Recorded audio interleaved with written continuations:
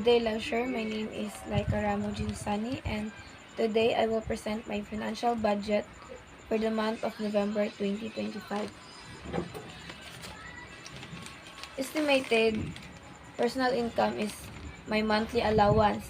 It only 1,400, and my personal living expense, school lunch, or snacks, transportation, emergency saving, school aircon fee. First is school lunch or snack. It only 200 pesos.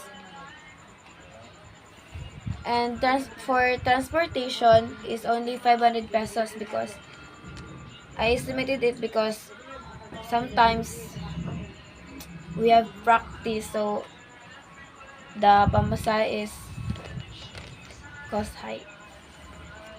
And also sa emergency savings is 100 pesos. And for school aircon fee is 500 pesos. And my estimated net income or savings during the month is only 1,000 is only 100 pesos because 1,400 minus 1,3 equals 100 pesos, and that's all. That is my monthly financial budget for the month of November. Shishini.